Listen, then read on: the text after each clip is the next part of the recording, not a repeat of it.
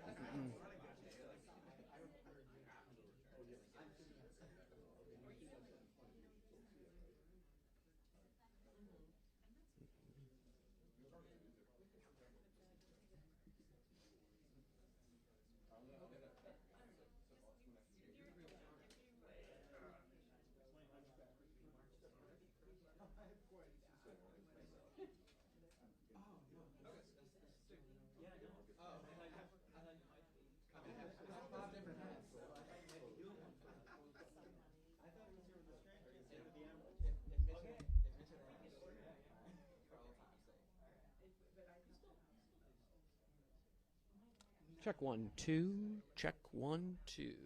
Check. Check 1 2. Check 1 2. Check. Check 1 2. Check 1 2. Check.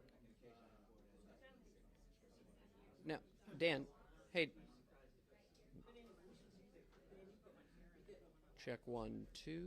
Check 1 2. Yeah, Dan, maybe if it's working on his, why don't we just check 1 2. Check 1 2. Check 1 2. Check.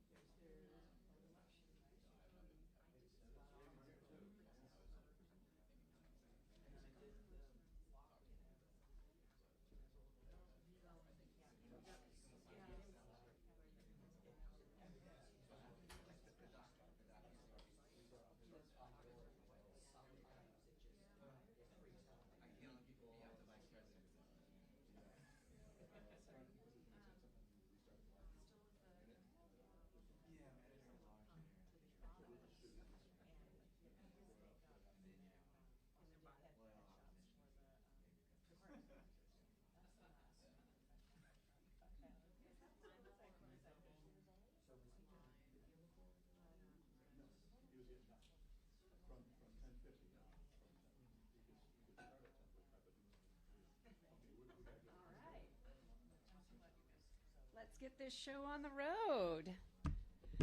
Good morning, everyone. Can folks hear me? All right.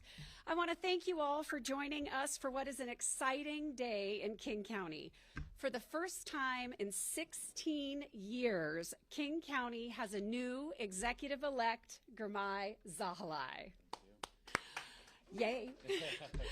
I'd like to thank the thousands of voters from across the county who cast a ballot, and I want to acknowledge the hard work of many King County employees at one of the best elections departments in the country who are dedicated to ensuring that every vote is counted, and they are working as quickly and as efficiently as they possibly can, I can assure you.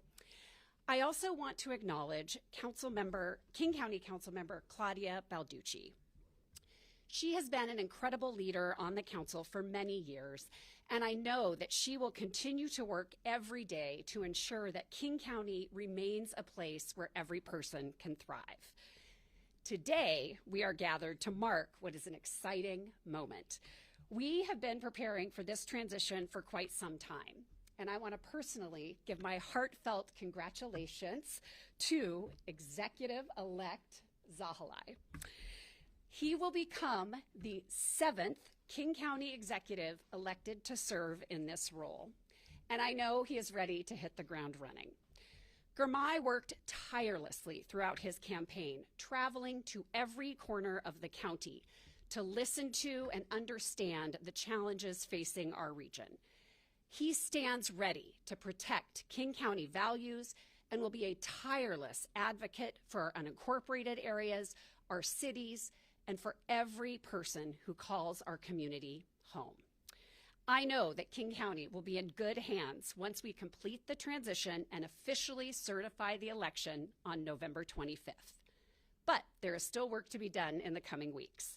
Members of my team stand ready to support a seamless handoff.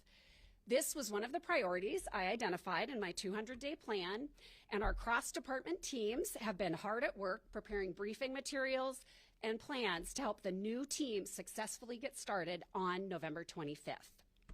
So with that, I would like to hand the microphone to the executive-elect to share more about his next steps. Thank you. Good morning, everyone. Thank you so much, Executive Braddock, for that warm and generous introduction. Thank you so much to our media partners for being here today and sharing this important information with our residents during this important moment for King County. My name is Girmay Zahilay, and I'm honored to serve as your King County Executive-elect. I want to begin by thanking the people of King County for placing their trust in me and my team. This region raised me, gave my family a chance to succeed, and made my story possible. To now have the opportunity to serve and give back at this level is the honor of my lifetime. But today's not about me. It's about partnership, preparation, and progress. We are here to outline the transition timeline, introduce our transition team, and share how residents can get involved in shaping the future of this administration. Most importantly, we're here to demonstrate that Executive Braddock and I are working side by side to ensure a smooth, coordinated, and transparent transition of leadership. First, Executive Braddock deserves enormous gratitude from all of us. She stepped into this role during a time of uncertainty. We asked her to stabilize an 18,000-person government after a long-time executive departed. And I can say safely, with just 8 months to lead, she didn't just maintain stability, she led with excellence. Under her watch, King County averted the largest fiscal crisis our general fund has ever faced, preserving critical public health and public safety services that our communities rely on. She delivered a balanced $20 billion budget that invests in transit, housing, and behavioral health. She showed national leadership in standing up to harmful federal policies that threatened our residents. She supported vulnerable families, including those who rely on WIC and other essential services. And of course, to top it all off, she is a living, breathing, historical figure, the first woman ever to serve as King County Executive, and that is something worth celebrating. Thank you. Shannon, our region is grateful for your leadership and for the grace, competence, and compassion that you've brought to this moment. Thank you so much. I also want to take a moment to thank the 18,000 King County employees who serve our residents every day. Whether you're driving our buses, supporting families in crisis, protecting public health, or keeping our government running behind the scenes, you are the heartbeat of this organization. It will be an absolute honor to work alongside you, support your success, and make sure you have the tools you need to continue delivering for the people of King County. Because this was a unique election, we have a very short runway. Typically, a new executive would not begin until January, would have until January to set up an administration. But we have only 15 days. After the November election results are certified, I will officially take the oath of office on November 25th. After nearly 6 incredible years on the council, that will be my final day as a council member and my first day as county executive. Between now and then, there is a lot of work to do. We are launching a comprehensive transition process designed to ensure that we are ready to govern on day one. Our transition will be guided by a 100-member committee representing every corner of King County and every sector of our community. Leading that 100-person committee will be 4 outstanding co-chairs whose experiences and leadership reflect the full breadth of our region. First up, we have Katie Garrow, Executive Secretary Treasurer of MLK Labor, representing dozens of labor unions and 220,000 working people across King County. Second, we have Brad Smith, the President of Microsoft, representing business, innovation, and technology. Third, we have Doug Baldwin, CEO of Vault 89 and founder of the Family First Community Center in the heart of South King County, representing community leadership and grassroots service. And finally, our 4th co-chair will be Esther Lucero, CEO of the Seattle Indian Health Board, representing our nonprofit and behavioral health sectors. Together, they represent labor, business, nonprofits, and grassroots communities, and they also reflect the full diversity of our expansive geography. Seattle, the East Side, South King County, and our unincorporated areas will be represented. The remaining members of our 100-person transition committee are similarly diverse, bringing voices from across King County to help us build an administration that works for everyone. We will be releasing those names today, shortly after this event concludes. I will also work closely with my colleagues on the King County Council to serve the needs of our constituents in every region. I especially want to thank and acknowledge my colleague, Councilmember Claudia Balducci, who I know will continue to provide outstanding leadership on the council. Our transition committee will organize its work around what I call the 4 B's for a better future, the same priorities that guided our campaign. Those 4 B's are as follows. Number 1, breaking the cycle. We will seek to break the cycle of homelessness, addiction, crime, and incarceration that is harming too many people in our region. Number 2, building for affordability. We will prioritize building the infrastructure needed to meet the demands of our growing population. We believe that more supply creates more affordability. That means increasing the supply of housing, childcare, transit, and business opportunities by doing things like accelerating permitting timelines, investing public dollars in our infrastructure, and coordinating more effectively across the region and across sectors. Number 3, boots on the ground. We will push King County to be a more customer service-oriented government with more of its personnel outside in high-impact, external-facing positions.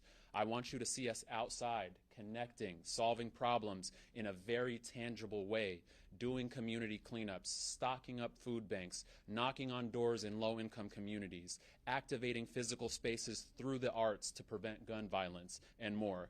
I also want us to capture the civic energy of the region through more volunteer opportunities for our constituents. And finally, number 4, better government. We will implement my King County Delivers plan to make our government better, more accountable, more efficient, and more transparent. Over the next 45 days, these subcommittees will meet, hold working sessions around the 4 B's for a better future, and produce a transition report, a practical roadmap that will shape my first few months in office and our long-term priorities. To make this process transparent and inclusive, we've launched our official transition website, GirmayTransition2025.com. That's GirmayTransition2025.com.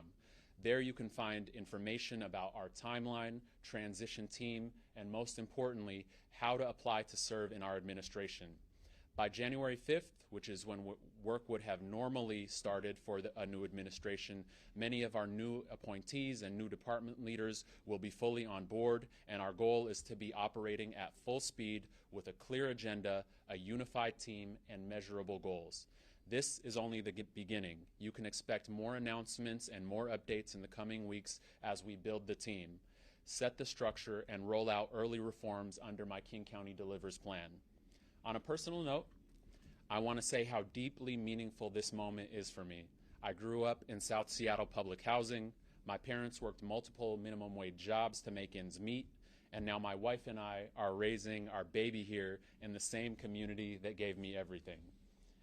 That journey reminds me every day that an effective local government can give people safety and opportunity. Right now, we're facing some of the toughest challenges in our region's history, from homelessness to a skyrocketing cost of living, from public safety issues to a federal government that continues to cut off vital resources. Yet the only thing greater than the scale of these challenges, in my view, is our capacity to come together and meet them. This is our moment to reset, to unite across cities, sectors, and communities, and to build the partnerships that real progress demands. To the people of King County, thank you for your trust. I will lead with integrity, listen to every viewpoint, and measure success by the real outcomes that we are able to deliver. Safer communities, more affordable housing, better health, and a government that earns your confidence every day. Together, we will reset the region and build a King County that works for all of us. Thank you all so much. And now the executive and I are happy to take a few questions. Thank you so much. Yes, please. You talked about building more housing. Yeah. How do we know that that will indeed be affordable housing? It seems like we build and build, we build over nature, and we still have skyrocketing rents. Absolutely. I think we have to do a much better job of keeping up the supply that is needed for this growing population. The last estimates that I heard showed that we need hundreds of thousands of more homes in general, from market rate housing to affordable housing by 2044. And the latest reports that I just saw in the Seattle Times recently showed that we need billions of dollars of additional revenue to keep up with that demand. And so I will make sure that we're working closely with our state partners, with our regional partners, to make sure that we're making it easier to build, that we're getting the revenue that we need to invest in more housing, and making sure that we're truly prioritizing this issue, as I know my executive, Shannon Braddock, has done as well. Girmay, what's the biggest challenge with starting in November versus starting in January? Definitely preparing an administration is the biggest challenge. We flipped the switch from campaign mode to setting up an administration and a transition committee mode in just a matter of days. I want to show deep gratitude to my campaign team members who flipped that switch very quickly and in a matter of a weekend helped us set up that website that I mentioned before, made hundreds of phone calls to people to serve on our transition committee, identified co-chairs of our transition committee. All of that happened in a very quick turnaround. And when in usual times, we would probably have a couple of months to do that work. And so the condensed timeline just makes everything a lot more rushed than maybe that I would have liked. On affordability, what specifically would be the first thing you prioritize to address that? Yeah, for me, in the short term, it's going to be setting up a really good team. You know, we want to have a good team that has the expertise in these topics. We want to make sure that we have, in our first 60 days, setting up a permitting and regulation review task force to really identify what are the bottlenecks in building the housing that we need. We know that a lot of our housing developer partners say that it still takes too long from submitting an application to getting a shovel in the ground. So whatever we can do to condense that timeline, I'm on board for. I also want to have a strong partnership with the state government.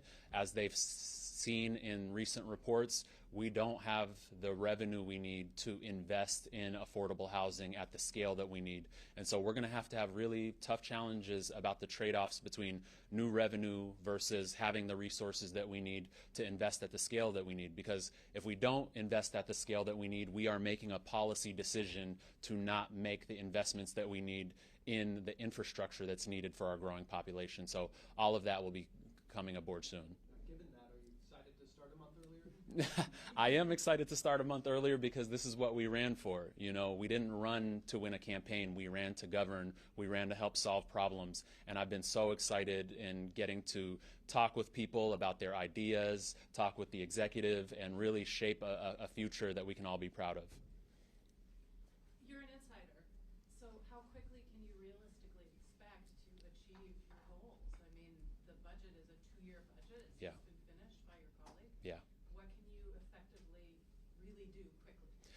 That is a great question, and it's exactly the charge that we are giving to our transition committee. What I'm asking them to do is not only identify the long-term, sometimes abstract goals that we all want, end the housing crisis. That is long-term, that is abstract. I'm also asking them in each subcommittee to give me 3 to 5 short-term actionable steps that can be taken so that our communities can start feeling our impact very quickly. And so you can expect that outline of short-term actionable goals to be delivered along with the transition report that they're going to give us in December. Marcus. Yeah, Executive-elect, obviously right now in your current role on council, you represent the unincorporated area of Skyway. Yeah. I was talking to many of your constituents there, and I think as the vote shows, they're very enthused in your new role. However, there Yeah. was some mild trepidation. Yeah. As your grandmother put it, often, particularly in black communities, we get somebody who serves us, and then they get a promotion, Yeah. and then we get deprioritized. So Yeah. can you just speak to how Skyway will remain a priority in your role as your portfolio has grown? Absolutely. That's a great question, Marcus. I would say the same values that led me to prioritize a neighborhood like Skyway during my time on the council will be the same values that guide my time as King County executive. And that is making sure that I continue to say that the people closest to the pain have to be closest to the policy. I want to elevate the ideas that are coming from neighborhoods that have long been underinvested in, neighborhoods that see, for example, in Skyway, the highest proportion of African Americans in the entire state of Washington. And so if we have a commitment to equity as we say that we do, we have to continue prioritizing neighborhoods like that, making sure that those neighborhoods have the affordable housing that they need, the infrastructure, the community centers, the public health clinics. And so Skyway will continue to get my level of priority, as will neighborhoods all across King County who have similar histories, cultures, demographics as that neighborhood. Yes. Hello. I am curious because we have 18,000 employees here in King County, some of who've been employed by the county for 45 years, and some of whom are checking in for day one just down the hall. Those of us who've been here for a while have been here, and 16 years we've had one executive. Can you give me a little information about the plans that you have for socializing and meeting the 18,000 of us who work as public servants for this government that we have? Absolutely. And can I get your name, please? I'm Cecilia. Thank you so much, Cecilia. That is a wonderful question. The same way that I believe that I have been a boots-on-the-ground, grassroots type of council member who prioritizes the voices of constituents who are closest to the issues that I'm trying to solve, I believe that same value needs to guide my time as a manager, which is King County executive, in addition to being an external facing position, is also a manager of 18,000 people. And I want to make sure that frontline workers who are actually the ones delivering the services are the ones in partnership with me guiding the policies that deliver that service. And so you can expect me in the coming months to be spending the night shift in our King County corrections, in our King County jails, seeing what our frontline workers are experiencing. You will find me riding the metro buses with our operators all around the region to experience what they are experiencing and see what they're experiencing. You will find me in our public health clinics, sitting alongside our public health workers who are dealing with the public health crises that we're all seeing on the streets of our cities. And so you will see me boots on the ground with our frontline staff, learning the issues that you are experiencing every day and making sure those are the things that guide my policies at the executive level. Thank you, Cecilia. You may have just touched on it right there, but being the first new executive elected in 16 years, what can people expect to be different about King County government with you in charge? I think those 4 Bs are really the guiding principles. Those are not my only priorities. I want to be clear about that because they're not expansive enough to capture the full breadth of the issues that the county executive has to address. But those show what level of priority the issues that I care about get breaking the cycle is number one for me. There are a community of people who are experiencing those overlapping issues of homelessness and addiction and mental health issues, and they're cycling in and out of our King County jails. And so the level of priority that issue gets, you will see and feel that as a difference. You will see the value of boots on the ground. I really want to make sure that people see us outside solving problems. I want to make sure that we're taking the energy from the campaign, all those volunteers who are knocking on doors. I invite them to continue doing service through volunteer opportunities at King County. You will see me in the facilities that I mentioned before, much the way that Executive Braddock has done, learning the issues, making sure that I'm partnering with our frontline staff to make sure that we're delivering effective service. And most importantly, that better government priority that I mentioned before will be a top priority for me. My King County Delivers Plan, which will be made available very soon here, calls for an Office of Internal Audit to make sure that we're proactively auditing all of our departments. It calls for quarterly reports so that we're really showing our constituents what money was collected, what programs were launched, and what outcomes were achieved from those programs. And so I feel that you will experience a more external-facing, transparent government that prioritizes some of the issues that our communities care about most. And on breaking the cycle, a couple blocks down the road, the RHA has drawn some consternation from the city of Seattle. That race still to be shaken out, but how do you envision working with the city to better that relationship? Yeah, I think whoever comes out of this mayor's race and I will have to sit down and plot out what we want to do with the King County Regional Homelessness Authority and our regional approach to homelessness. It's going to require strong partnerships not only with the Seattle mayor, but all of our suburban mayors and our private sector and our nonprofit sector. I've mentioned this many times before, but I fully support the regional approach to homelessness. I don't want to abandon that, and I think this is an opportunity for a reset to see which changes and which reforms would allow our full region of partners to have buy-in in the approach that we take on this issue. This is the last question, by the way. All right, David. What's the scale of the team you have to hire? Do you know how many people you have to hire? And, an additional one, and perhaps it's for both of you. I wonder if Executive Braddock, if you intend to stay in county government after November 25th. Do you want to take that first?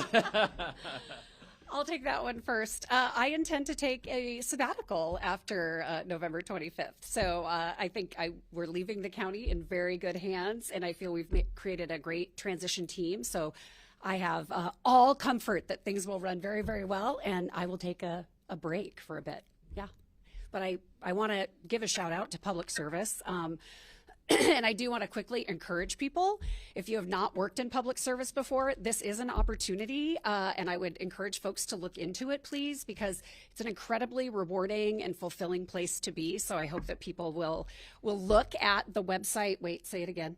GirmayTransition2025.com. Thank you. GirmayTransition2025.com to see if there are opportunities that folks are interested in, because I think it's an amazing and incredibly fulfilling career. So I would encourage that.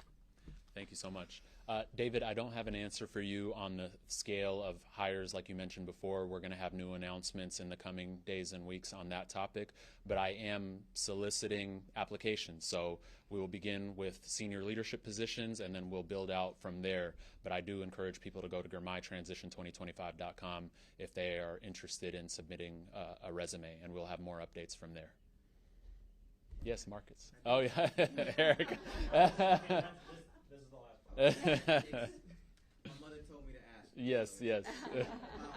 But given and to be charitable to the federal government, that we have a federal government that doesn't exactly celebrate diversity, shall we say, particularly at the leadership level, what does it mean, the fact that here in King County we have a first executive who's a woman who is passing on leadership to a first executive who's an immigrant? What does that say about the county, and what message do you think we're sending? This is a very special place that we live in. I absolutely believe that with my full heart and soul. This is the place where I was able to go from homelessness and public housing and being a refugee to now serving as the leader of our state's largest local government. That is not something that we should shy away from saying.